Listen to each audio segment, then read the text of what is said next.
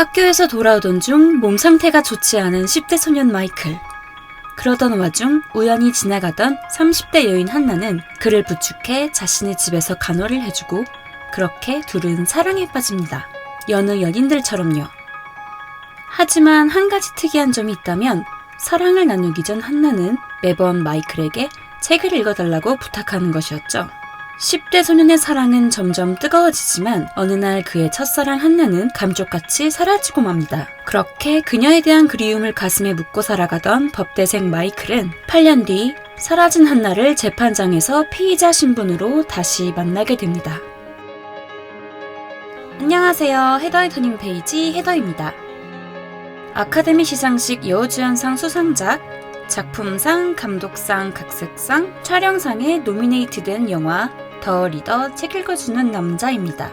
주연 배우에 대하여 이야기하자면 아카데미에 무려 7번 노미네이트 되었으며 2008년 이 영화로 아카데미 여우주연상을, 골든글로브 시상식에서 그의 여우주연상과 여우주연상을 동시에 수상한 타이타닉으로 우리에게 너무나 친숙한 여배우 케이트 윈슬렛, 한국인들에게는 본명보다는 해리포터 시리즈의 그 볼드모트로 유명한 랄프 파인즈, 그리고 더 리더의 감성과 유니크함을 배가시켜준 마이클 크로스가 출연했습니다. 당연히 여주인공 케이트 윈슬렛의 연기는 대단하지만 17살에 불과했던 마이클 크로스의 순진무구함과 전라노출 연기도 굉장했죠.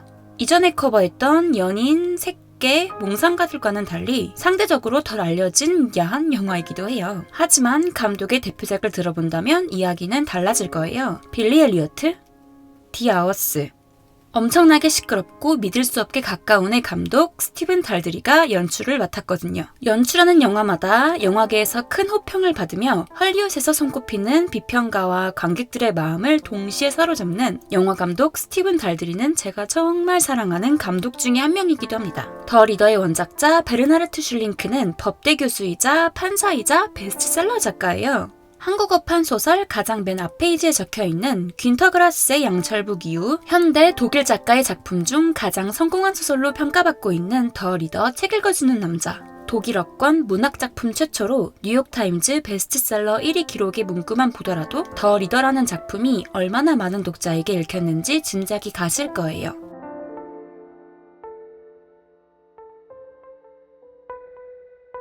과거 스티븐 스필버그의 쉰들러 리스트, 라이언 일병 구하기, 로베르토 베니니의 인생은 아름다워, 마이클 베이의 진주만, 로만 폴란스키의 피아니스트, 모튼 틀덤의 이미테이션 게임, 크리스토퍼 놀란의 덩케르크 등의 유명 영화들이 억압받던 공포에 질린 피해자들을 이야기하고 있는 반면에 영화 더 리더 책 읽어주는 남자는 그 피해자들을 처참하게 살해하고 유린한 가해자 이야기를 조금 특별한 방법으로 담아냈어요. 무차별적인 대학살을 저지른 가해자들은 그 어느 이유에서라도 정당화될 수 없어요. 여기서 한번 다르게 생각해 볼게요.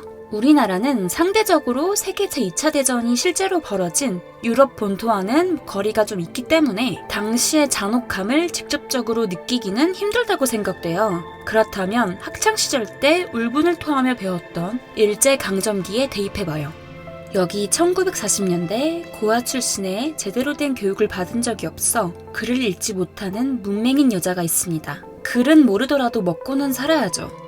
일본의 지배를 받고 있는 나라에서 같은 한국인들을 고문하고 수용하고 있는 수용소의 관리자를 모집한다는 제보를 여자는 듣게 됩니다. 그녀는 아무런 의심도 양심의 가책도 없이 매뉴얼대로 수용자들을 유린하고 살해합니다. 시간이 흘러 다가올 것 같지 않았던 광복이 다가오고 전범 재판에 회부된 그녀는 과연 상관이 시키는 대로 해야 했기 때문에 행동하였다는 이유로 무죄 선고를 받을 수 있을까요?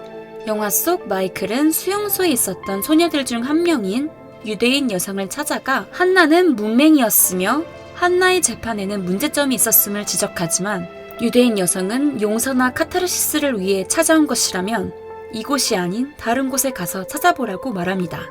마이클은 실질적으로 유대인 학살에 동조한 인물은 아니었지만 그렇다고 해서 제3자인 그가 한나가 억울하다는 이유만으로 면죄부를 줄 수는 없습니다.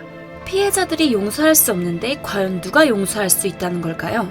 하지만 한나가 유대인 피해자들을 위해 남긴 기부금이 담겨져 있는 상자를 건네받은 여성은 말합니다. 내가 어린 소녀일 적 보물들을 넣어두는 차 깡통을 하나 갖고 있었어요. 한나의 행동은 절대 용서할 수도 받을 수도 없는 일이지만 그녀의 무지함과 사회성의 결여가 어떠한 비극을 불러왔는지 이해한 여성은 차 깡통 안에 들어있는 그 돈을 글을 읽고 쓰고 싶어하는 문맹자들을 위한 단체에 한나 슈미치라는 이름으로 기부해도 좋다고 말합니다.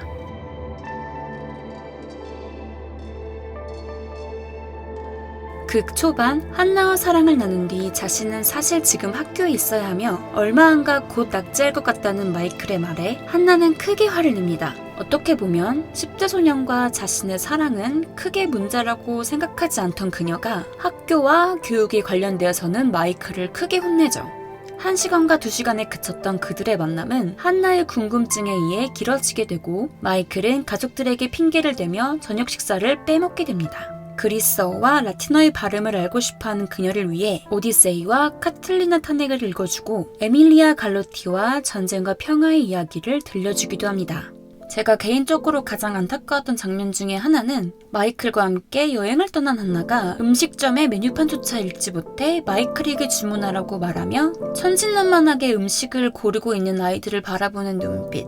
저는 개인적으로 더 리더에서 손꼽히는 장면이라고 생각합니다. 직장을 갖고 있는 모든 사람들이 바라는 승진이지만 한나에게는 그렇지 못했습니다.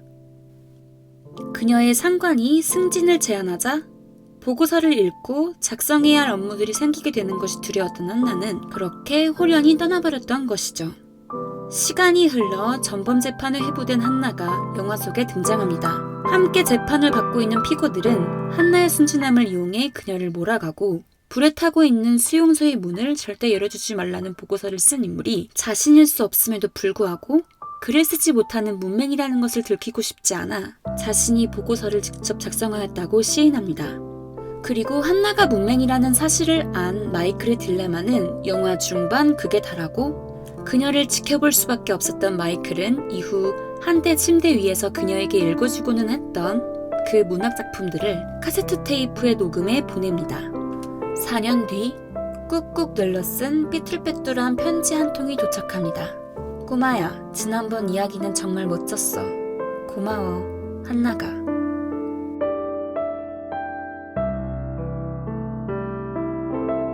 (18년) 동안의 수감 생활 끝에 다시 재회하게 된 두 사람. 하지만 마이클의 차가운 태도로 인해 자신이 바라보고 있던 길은 다른 것이었다는 것을 깨닫게 되고 사면을 앞둔 한나는 마이클이 데리러 오기로 한 날 새벽 10대 소년 마이클이 읽어주었던 릴케이 시집, 호메로스의 오디세이, 톨스토이의 전쟁과 평화 같은 책을 발판 삼고 올라가 스스로 목숨을 끊습니다. 한나의 죽음은 세상에서 유일하게 자신의 진심을 알아봐 줄 것이라고 믿었던 마이클의 차가운 태도를 마주하고 느낀 큰 실망감 때문이라고도 할 수 있겠지만 그를 깨우친 그 순간부터 아우슈비츠와 유대인 학살에 관한 글을 잔뜩 읽고 마이클이 그녀를 방문한 뒤 자신의 방을 정리하려는 의도조차 없었다는 교도소 관리자의 말을 듣는다면 그녀의 죽음은 단지 진심에 배반당해서라고는 볼 수 없겠죠. 그를 알게 됨으로써 자신이 과거에 했던 만행들을 제대로 직시하게 되며 그녀의 지옥은 이제부터 시작이었을 테니까요. 그녀가 스스로 목숨을 끊은 차가운 방 안에 들어온 마이클은 벽 한켠에 붙어있는 안톤 체홉에 개를 데리고 다니는 여인이 적힌 구절을 발견합니다.